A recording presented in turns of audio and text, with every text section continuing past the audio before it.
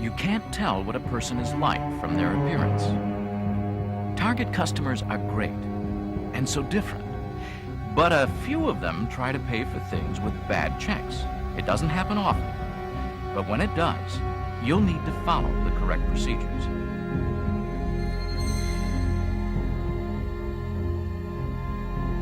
Thank you for shopping at Target. Hi, how are you today? Okay. How will you be paying today? Sure. When a customer pays with a check, you want to remember two things. First, all checks have to be filled out correctly. And second, all checks have to be authorized. Why do we care? Because every year Target loses money from bad checks. That hurts our customers because we could have to raise prices. And it hurts you because it can mean fewer benefits and wages. So when a customer pays with a check, take the time to make sure the check is filled out and entered correctly. Does it look right? That's the first thing. Then make sure the amount isn't more than $10 over the purchase amount, and that the dollar amount here is the same as the written amount. Look for the current date. See that the check is made out to Target stores. Check the signature and make sure that the person's name and account number are pre-imprinted on the check. Circle the check number in the upper right-hand corner and the check number in the field, here. And verify that the check is from a U.S. bank. If it's all there, then begin authorizing the check by putting the check in the check sleeve. Why? The system only works if it has the right information. The check sleeve helps you find the right number on the check. Line it up like this and key in the numbers. The check sleeve helps make sure the number you enter is accurate, so the check authorization system can do its job. When you're done, the numbers you entered are automatically sent to Target's computer system. The computer keeps track of all the checks written in your region. It has a great memory. In just a few moments, it'll tell you whether you can accept the check. And depending on the type of register you're using, it will give you either a code like this, and your register decal will tell you what the code means, or it will tell you in English what to do. When it comes up, be sure to completely read the screen. Don't just key in 19 enter. If you don't get a code or a message, it means the authorization system has accepted the check, so take it. But with this code, you'll need to check the customer's identification. May I see your driver's license, please? Here are examples of acceptable IDs: driver's license, military ID, and others. If you have a question about what you can accept, ask your supervisor. If there's a photo on the ID, compare it to your customer's face. Compare the signatures and circle the ID number if it's pre-imprinted on the check, or write it on if it isn't. Some stores use a check authorization service to do the checking. That service will tell you whether you can accept the check. Ask your supervisor for the details. If the photo and the signatures are the same, accept the check. Thank you. Remember, you can't tell what a person is like from their appearance. Here you go. Thank you for shopping at Target. Yep. You never know who might try to pass a bad check. So be sure to follow check procedures at all times. That's 45 even. Again, when you get a check, look at the dollar amounts, the date. Make sure it's made out to Target. Circle both check numbers and look for the signature and pre-imprinted name and account numbers. Then put the check in the sleeve and key in the numbers. If you get a code like this, you'll need to call your supervisor. It tells you that on the register decal, or in English on this register. Again, be sure to read the screen completely. Don't just key in 19 enter. I'm sorry, there'll be just a moment's delay while I call my supervisor. While you're waiting for your supervisor to arrive, talk to the customer. Explain what's going on. Schmooze with him. Then close out the transaction and secure the merchandise. Your supervisor will make sure the numbers you keyed in are the same as the numbers that the register printed on the back of the check. And that's it. You can turn your attention to the next customer. Remember, most of our customers are honest, but you have to be ready for the few that aren't. And that means following the procedures. Let's review the 2 key points. All checks must be filled out correctly, and all checks must be authorized. So to make sure it's filled out right, that means not more than $10 over purchase amount, same dollar and written amount, current date, made out to Target stores, circle both check numbers, check the signature, look for the pre-imprinted name and account number, and to see that it's entered correctly, use the check sleeve.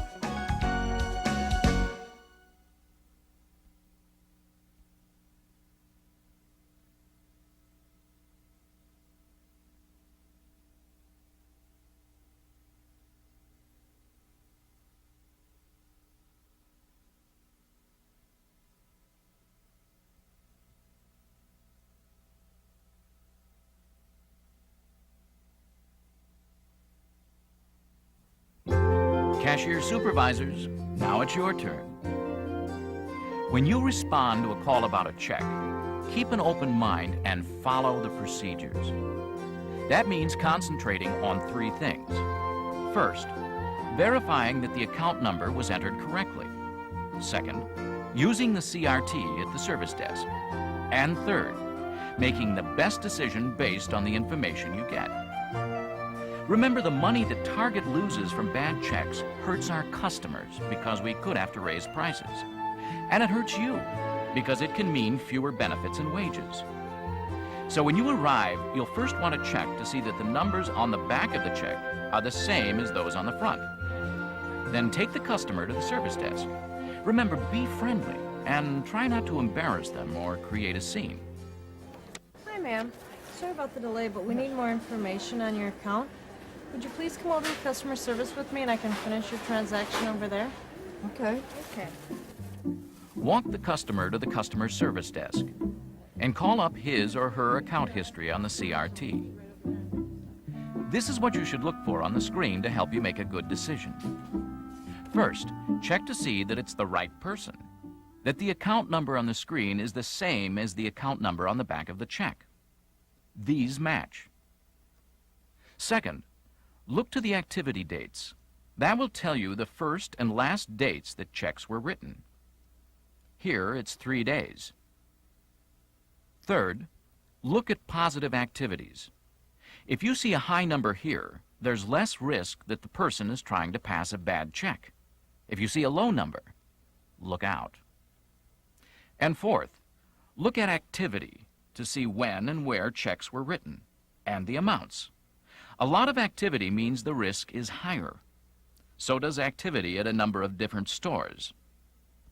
This information won't tell you whether to take a check or not, but it will help you to make a better decision, yes or no. If you're not really sure what to do, use your quick reference card. You can also check with the MOD to help you decide, but it's really up to you so we don't waste the customer's time. Be honest with the customer. That's the first rule. Ma'am, I've seen a lot of activity on our screen, and I'm sorry, that's all we'll be able to take for right now, so I won't be able to take this one today. Would you like to pay with cash or credit? Give the check back to the customer and ask if they'd like to use cash or a credit card instead. Remember, when you're dealing with customers, the most important things are to keep your cool. Try to put yourself in the customer's shoes and to make the best decision based on the information from the CRT. Have a nice day now, ma'am. Later on, you'll need to log the referral number on the check referral log. That's to keep track of what you did with each referral. Here you go again. When you arrive, be friendly and make sure that the account number on the back matches the one on the front of the check. Sorry for the delay, but we need more information on your account. Oh, Would you please come over to the service desk with me and I can look it up on our CRT? okay. I'll keep that. Again, walk the customer to the customer service desk and call up his or her account history on the CRT.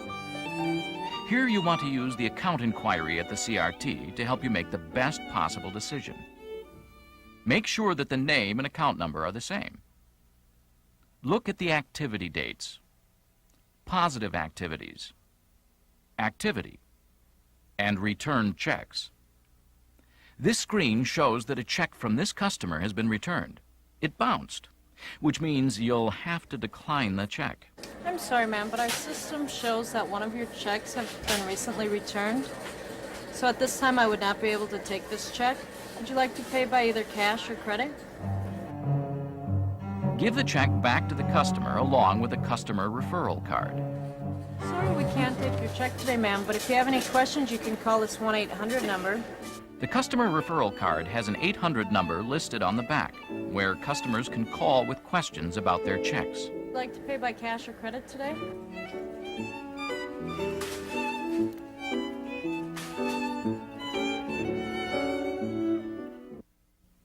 Let's review the 3 key points. Verify the account number at the checkout. Use the CRT at the service desk. And make the best decision based on the information. You have the tools you need to take care of your customers and not waste their time.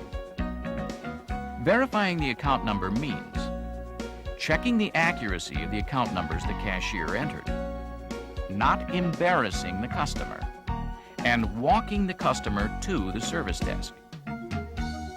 On the CRT, call up the account history. Check that it's the right person. Check activity dates. Check positive activities. Check activity. Check return checks when necessary.